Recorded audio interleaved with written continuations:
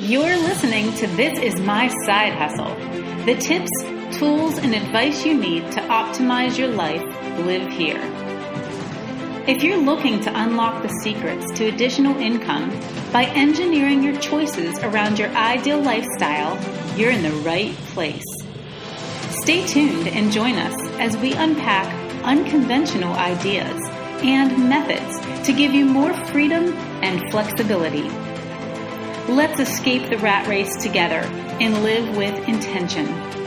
Let's learn how others are making it pay with their side hustles. Merry Christmas, everybody! I'm really excited to be releasing this on Christmas Day this year, and I hope you all are going to have a wonderful day. Wherever you're listening, wherever in the world you are, just know that it's a good time of year to let old things go, celebrate, be in the present, be thankful, and pretty soon we're going to be in a new year. So what I wanted to do this episode, for episode 31, is to give you 10 quick and easy end-of-year tax tips, and then go over some deductions you might overlook when it does become time to do your taxes. But you really want to focus on these top 10 year-end tax deductions and tax tips because you only have a week left to get these in place. And many people right now are taking off of work, enjoying family time, and just relaxing. But if at all possible, set aside one day within the next week to get these done before January 1st if you haven't already. And then when you file your taxes in 2020, all of these will be done for your 2019 tax year. So I'm hoping some of these will help you guys. I hope you enjoyed the little music at the beginning, and let's go ahead and get started. It's really hard to believe that we're at the very end of the year. Now is a great time to make some easy and smart tax moves to help lower your tax bill and increase your tax refund when you file. Now, I always recommend that every year you try to get your tax refund as close to zero as possible. And here's why I say that. Most people love looking forward to a tax refund. The problem with that is, when you get a tax refund, you're giving the government an interest-free loan on your hard-earned money all year long. So if you take a look at something, and let's say last year you got a $4,000 tax refund, you're significantly overpaying. You need to adjust your withholdings, talk to your employer about adjusting your W-4, and just take a look and make sure you lower that for this year. Unless, of course, maybe you've had a couple of kids, then you probably want to, not a couple of kids, unless you're having twins or triplets. I mean, that's not going to happen. But I mean, if you've had any major life changes, you always need to do that. But every single year, the tax laws change. And so you want to take a look. If you got a lot of money last year back, you want to adjust it. If you had to pay a lot, that's actually better, but you still probably want to adjust it. Your goal is to get your tax refund as close to zero as possible. So with that being said, and I encourage you to think about that and think about adjusting your withholdings for next year, there's not much you can do about it this year. So whatever you did this year, it's pretty much done. We're at the end of the year, but I'm going to give you 10 little tips that may help you. So what I want you to do first is to start compiling all of your receipts for any tax deductible expenses and sources of income. Because if you do this soon, when it comes time to actually file your taxes, it'll be a lot easier. Now, what I do in both my business and my personal life is anytime I purchase something that's online at all that has to do with my business, it goes into a folder inside of my Gmail account. I just send it to the folder that says 2019 expenses, and I change it every year. So I actually have it since I've started my business, I have 2015 expenses, 2016 expenses, 2017, and I keep all of that in Gmail so I can always go back and I can look at it quickly. Now, if you have a business or even a side gig or something like that, you really obviously want to make sure you keep your finances, your personal finances and your business finances separate. Use different credit cards, use different checking accounts, keep it completely separate. In fact, I even have a different bank for my business checking account because I never want to get anything confused. And I use a completely separate credit card for anything business related. And I never put any personal expenses on it. So it just makes things easier. And then, of course, any of the payment processors I use, such as SQARE or PayPal or anything like that, FreshBooks, they all have their own reports you can run at the end of the year, and that makes things a lot easier.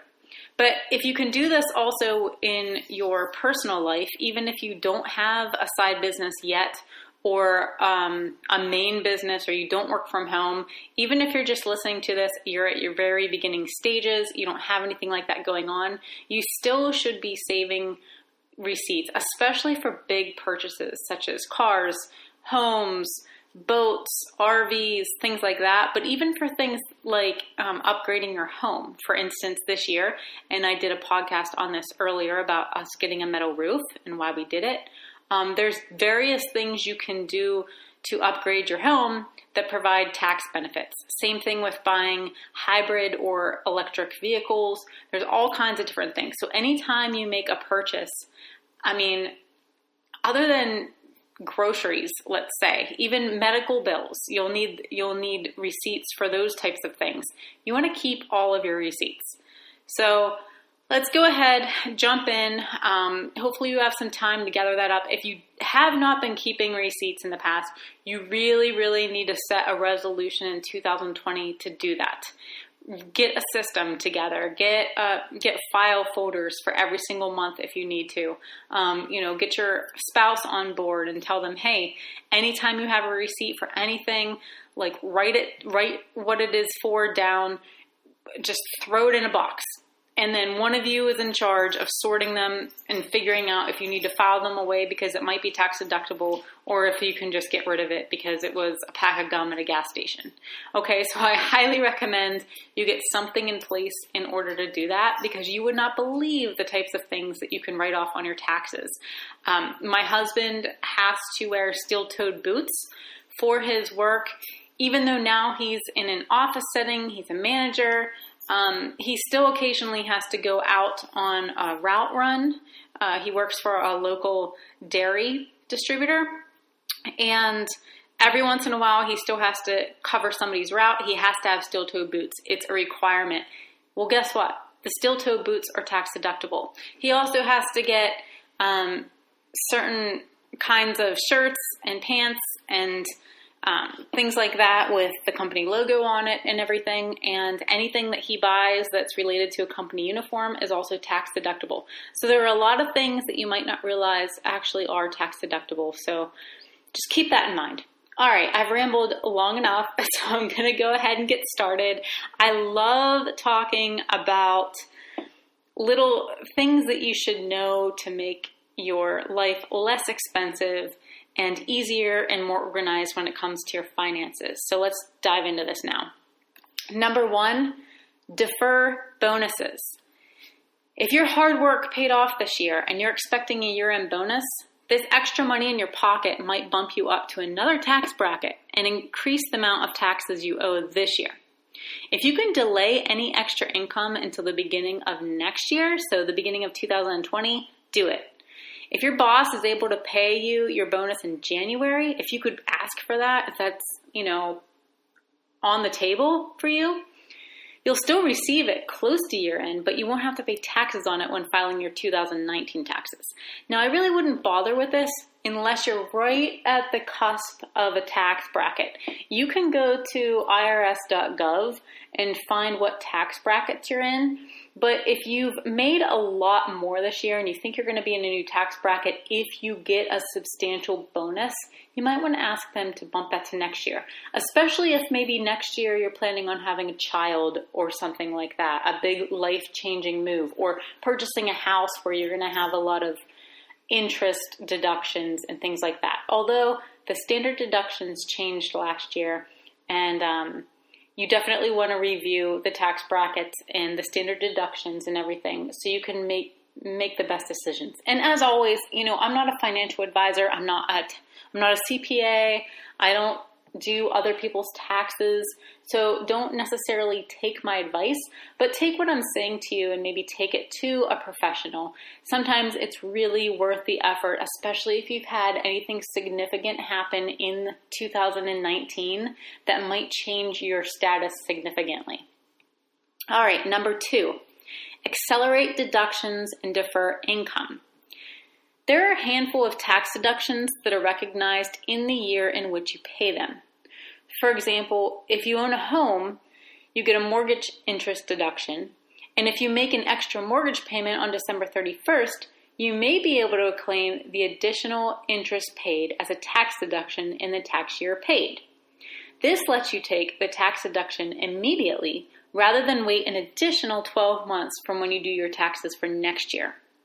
But before using this strategy, be aware that under tax reform, if you purchased a new home after December 15th, 2017, you can deduct the mortgage interest you paid based on a home loan up to $750,000 instead of $1 million for homeowners who purchased before that date. So if you fall in the category of perhaps you've purchased a home that's over $750,000 but not $1 million, and you bought your home after December 15th, 2017, there is a change now. You can only deduct it for under $750,000. Okay, number 3, donate to charity. So the holiday season is upon us, but it's not too late to clean out your closet, household goods, and give to those in need. You can help someone in need and reap the benefits of a tax deduction for non-cash and monetary donations. So whether you're getting rid of stuff, clearing out stuff to make room for all your new Christmas gifts, or you're just passing it on and paying it forward with perhaps monetary donations because you've been extra blessed this year. Anytime you do that to a qualified charitable organization, you can itemize your tax deductions for that. So even if you volunteer at a qualified charitable organization, you can deduct your mileage, 14 cents for every mile this year driven for charitable service. So if you volunteer, you go somewhere, you help out, you can deduct the miles spent for doing that. I highly recommend getting TurboTax's It's Deductible because it'll accurately value and track your donations and mileage for volunteering year-round, and then you can export your donations to your TurboTax return. I do highly recommend TurboTax. I will put a link in the show notes. I know that TurboTax starts doing wonderful deals come January 1st usually. So be sure to go to the show notes of this page, click on the TurboTax link, bookmark it, or if you're listening to this after January 1st, go to the show notes, click on that, and be on the lookout for some fantastic deals. I have used other ones in the past. I have recommended other ones in the past, but this past year we had a lot of different changes in the taxes. We actually ended up getting a ton back this year, which surprised me because I always try to get it as close to zero as possible. But TurboTax found a lot that others didn't this year. And I think I'm going to go with them as well this year because they seem to be really on top of all of the different tax changes before some of the other services were. So make these donations count on your taxes by donating by December 31st. So you have until New Year's Eve to do this. Even if you make a donation by credit card, you don't have to pay it off in 2019 to receive the tax deduction. So let's say you deferred a bonus of, let's say your employer is giving you a bonus of $1,000 and you want to donate to a charitable organization for $100. Put it on a points-based credit card of $100. And then next statement, come January, you pay it off when you get your bonus that you deferred. And it's a win-win all around. So you just added another, $100 to your charitable deductions. You got points on your credit card, and you deferred that bonus that you would have been paying taxes on in 2019. All right, number 4, take a class. So any kind of a course, including the Making It Pay lifestyle course, which I will link in the show notes, or you can just go to makingitpaytostay.com. At the very top of the page, there's a menu. It says Making It Pay lifestyle course. If you enroll in any kind of course to advance your career or improve your skills, it's a great way to lower your taxes and boost your tax refund. So paying for next quarter's tuition or purchasing courses that you've wanted to take this year related to any kind of business, whether you've started it or not yet, by December 31st might give you a tax credit of up to $2,000 with a lifetime learning credit. If you do have a business or any kind of a side hustle, or you filed for an EIN number and you take the Making It Pay lifestyle course, you can write that off as education for your career. Number 5, maximize your retirement. Another great way to reduce your taxable income while building your nest egg is to make a contribution to your retirement savings account. Whether you contribute to a 401k or a traditional IRA, you can reduce your taxable income and also save for the future. If you're self-employed and contribute to a SEP IRA, you can contribute up to 25% of your net self-employment income, up to $56,000 for 2019. So if you go to makingitpaytostay.com, I've written several blog post articles about retirement and retirement options for self-employed people. If you go there and you see the little magnifying glass and you type in retirement, you can find all of those, and I give you some options if you're self-employed on how you can create retirement funds, what I think about them, the pros and cons. So definitely check that out.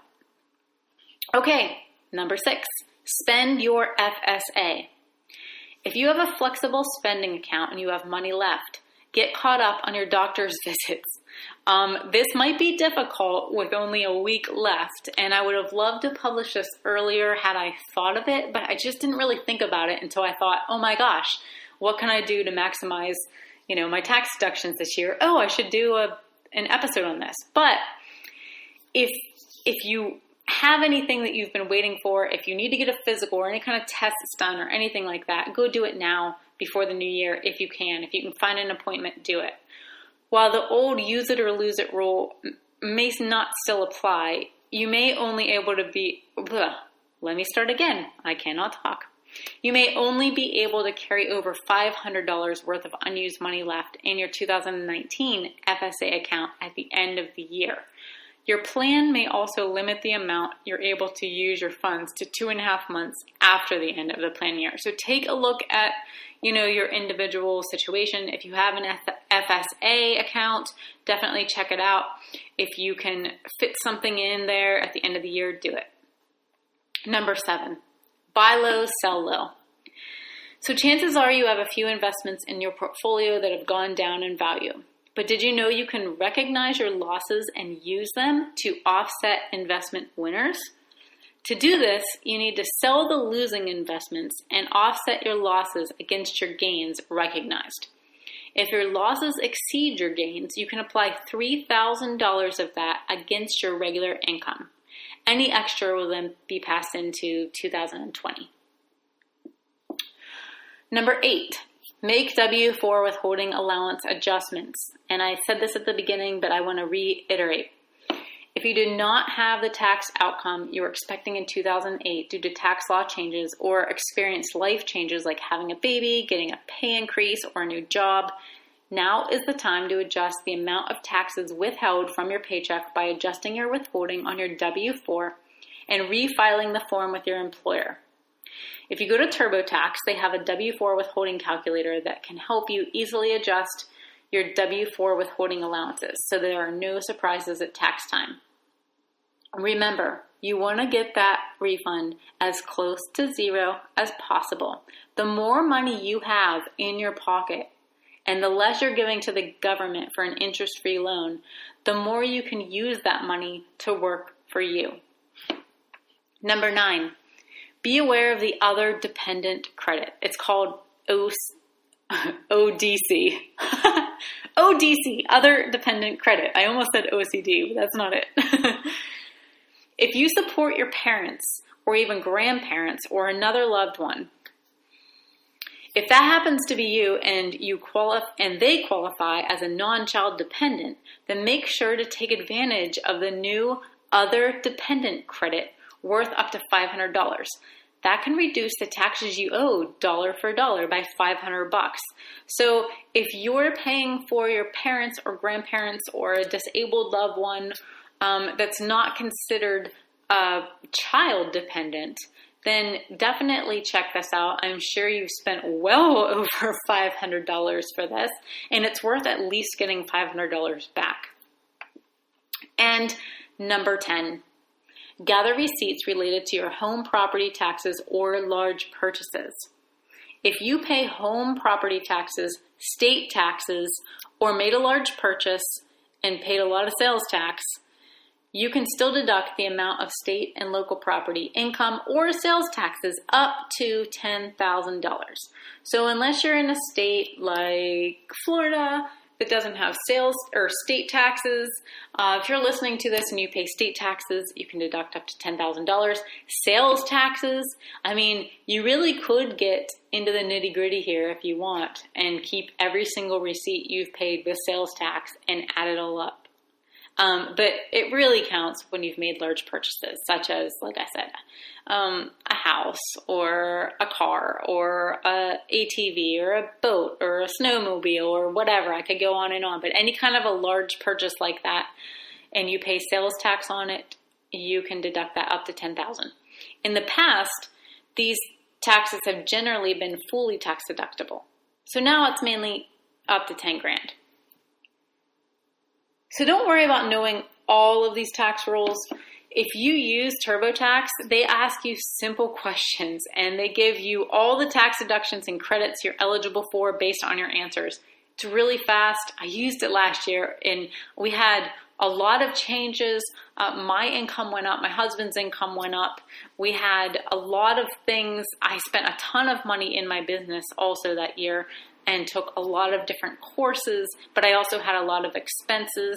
TurboTax covered everything, and they really got us a lot of money back last year. I was impressed.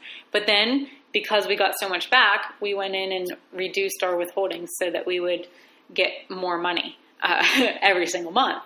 But if any of this, sounds confusing, check out TurboTax. If you have questions, you can always connect live via one-way video to a TurboTax live CPA or enrolled agent to get your tax questions answered, which is another thing I loved. Last year, I didn't happen to have any specific questions, but I can imagine just off the top of my head a dozen situations where I would need to ask questions and I would really need to have that. So I think this year, again, we're sticking with TurboTax. Their live CPAs and enrolled agents are available in English and Spanish. They can even review, assign, and file your tax return for you after they do everything else that they're able to do, which is just so amazing. I mean, why would you not take advantage of it? So those are just 10 of the easy end-of-year tax tips to increase your tax refund that I have for you.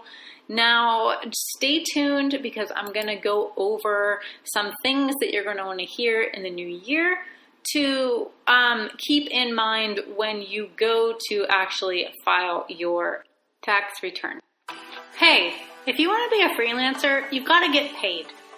So how do you send invoices to your clients? Well, I recommend SQARE. If you sign up for SQARE through the link makingitpaytostay.com/SQARE, you'll receive free processing on up to $1,000 in credit card transactions for the first 180 days. So you'll basically save $30, which could come in handy, on all of your processing fees for the first $1,000. After that, you'll pay the standard 2.6% plus 10 cents per swipe for all major credit cards. It's still cheaper than PayPal. So I highly recommend you go to SQARE. You can check them out again at makingitpaytostay.com/SQARE. And the cool thing about SQARE is you can easily set up a template. You can have recurring invoices. You can let your clients add their preferred credit card. And it makes it super easy to see if they've viewed the invoice or not, because then they have no excuse if they're not paying on time or if they're delayed, if you can see that they clearly saw the invoice in their email inbox. So again, go to makingitpaytostay.com/SQARE and sign up today to get free processing up to $1,000. That's $30 back in your pocket. And yes, it is cheaper than PayPal. And also, yes, you can invoice foreign currencies as well. In fact, I use SQARE for my Canadian clients because then I don't have to worry about all of the transaction fees that come with foreign accounts. So go to makingitpaytostay.com/SQARE. That's SQUARE, and I almost forgot how to spell SQARE. But do that, and you'll see $30 that you wouldn't see otherwise if you used another processor. Okay, let's get started with the 10 most overlooked tax deductions. The most recent numbers show that more than 45 million of us itemized deductions on our 1040s. So that basically means we all, us Americans, claimed $1.2 trillion worth of tax deductions.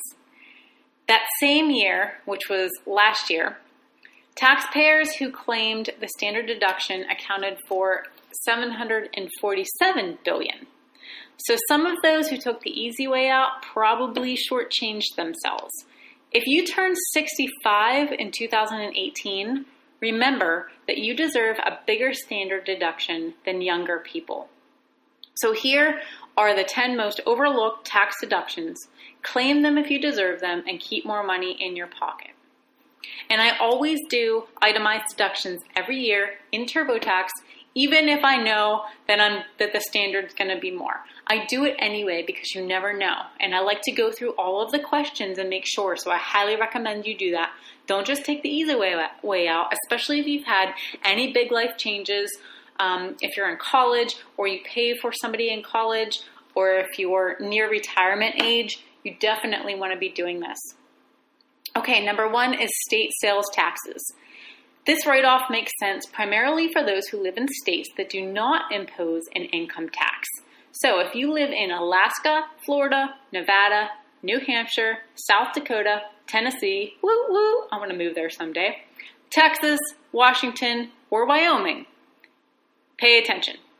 Here's why this is a factor. You must choose between deducting state and local income taxes or state and local sales taxes. So let me read that again. You have to choose between deducting state and local income taxes or state and local sales taxes. For most citizens of income taxing states, such as me in Pennsylvania, the state and local income tax deduction is usually the better deal. For those of you in an income-free tax state, again, that's Alaska, Florida, Nevada, New Hampshire, South Dakota, Tennessee, Texas, Washington, and Wyoming, there are 2 ways to claim the sales tax deduction on your tax return. 1, you can use the IRS tables provided for your state to determine what you can deduct. In addition, if you purchased a vehicle, boat, airplane, if you purchase an airplane and you're listening to this podcast, you better get on my show. That's all I have to say. Okay, anyway. Home or did major home renovations, you may be able to add the state sales tax you paid on these items to the amount shown in the IRS tables up to the limit for your state. Or 2, alternatively, You can keep track of all the sales tax you paid throughout the year and use that.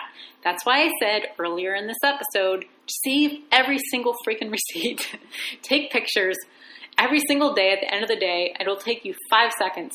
Just put it in an Excel spreadsheet and, start labeling your receipts. Start the first one on January 1st, even if it's a pack of gum from the dang gas station. Write number 1 at the top, and then number 2. Staple the entire months all together. Write a little number at the top. Put it in a spreadsheet. Put it in a folder. If you're in a state that does not charge income tax, state income tax, you definitely want to be doing this. Okay. The best way to see what you can deduct is to use the IRS sales tax calculator for this. Keep in mind the total of your itemized deductions for all of your state and local taxes is limited to $10,000 per year. All right, number 2, reinvested dividends. This really isn't a tax deduction. It's kind of like a subtraction that can save you a lot of money. It's one that many taxpayers miss. If, like most investors, you have mutual fund dividends automatically invested in extra shares, remember that each reinvestment increases your tax basis in the stock or mutual fund. That in turn reduces the amount of taxable capital gain or increases the tax saving loss when you sell your shares. Forgetting to include the reinvested dividends in your cost basis, which you subtract from the proceeds of sale to determine your gain, means you're overpaying on taxes. For this, I would recommend TurboTax Premier and Home and Business Tax Preparation Solutions because they include a very cool tool, the Cost Basis Lookup. That will figure your basis for you and make sure you get credit for every dime of reinvested dividends. Number 3, out-of-pocket charitable contributions. It's hard to overlook the big charitable gifts you made during the year by check or payroll deduction. But the little things add up too, and you can write off out-of-pocket costs you incur while doing good deeds. Ingredients for casseroles that you regularly prepared for a qualified nonprofit organization soup kitchen, for example, or the cost of stamps you buy for your school fundraiser count as a charitable contribution. If you drove your car for charity or volunteering for a nonprofit organization in 2019, remember to deduct 14 cents per mile. Now, my husband and I usually choose a different charity to donate to every year, whether it's our local church, whether it's an organization we believe in, or an international organization. We like to focus on one per year. I feel like then we can really be dedicated to that specific one, put most of our money or all of our money towards that for charitable deductions, and we can focus our efforts and thoughts and prayers toward that one thing that year. Many people like to do a lot of things. I don't. I like staying singularly focused for 1 year. So every year we kind of evaluate at the beginning of the year, okay, what is it this year that we're really going to be focusing on?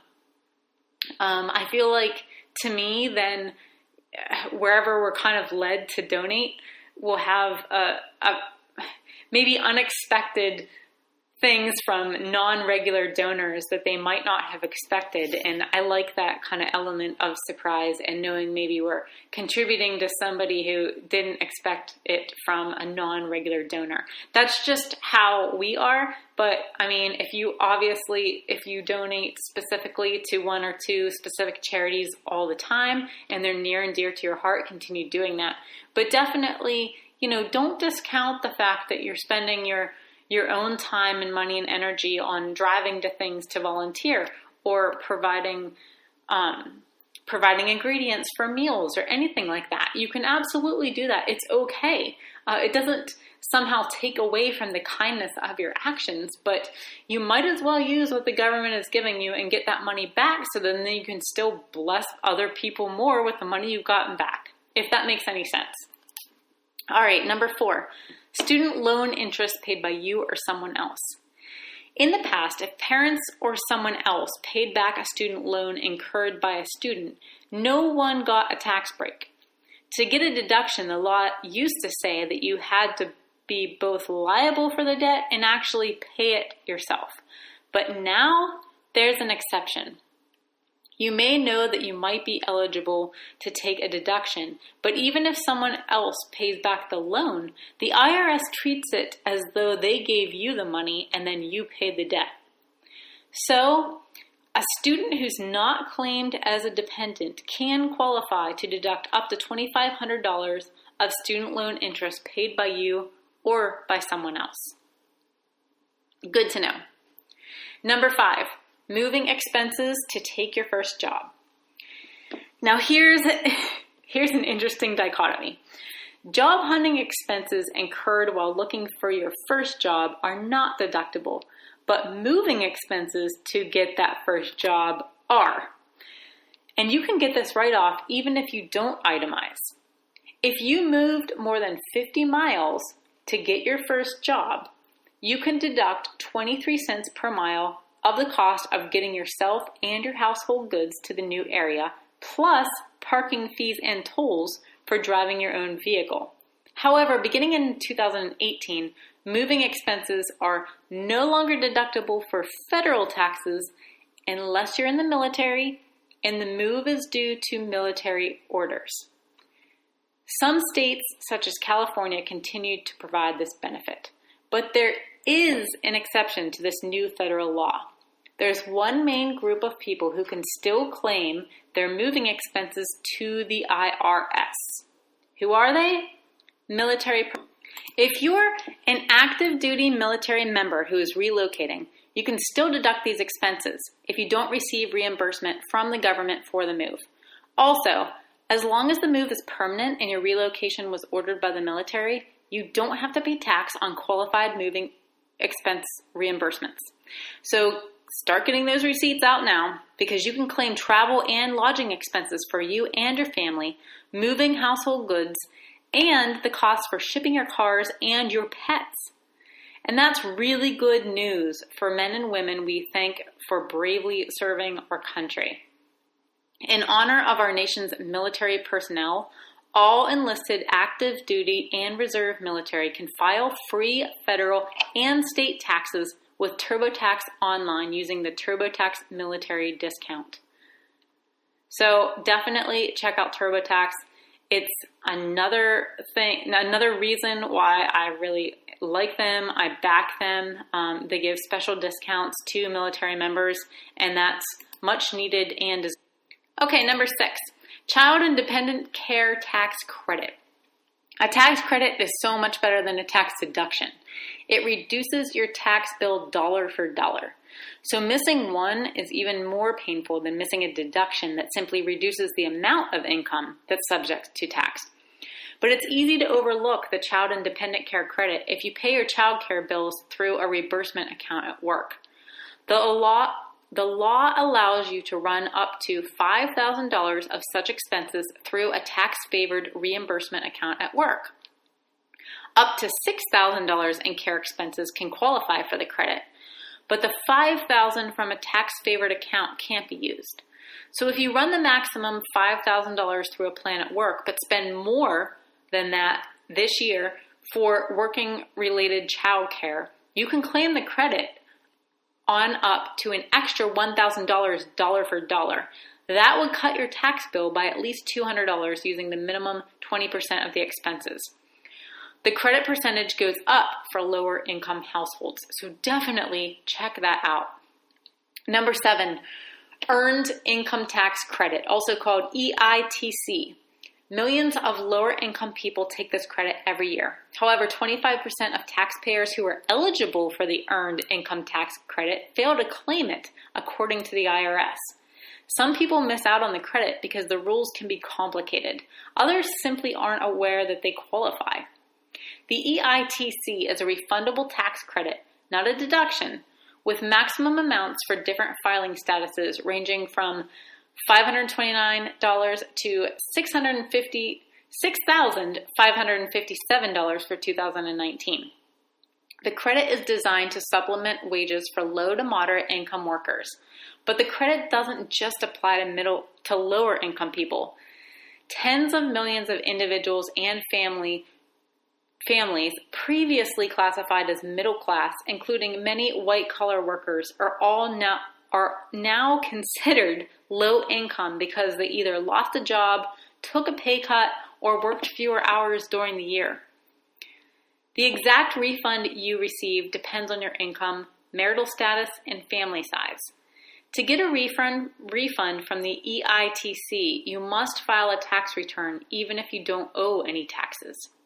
Moreover, if you were eligible to claim the credit in the past but didn't, you can file any time during the year to claim an EITC refund for up to 3 previous tax years.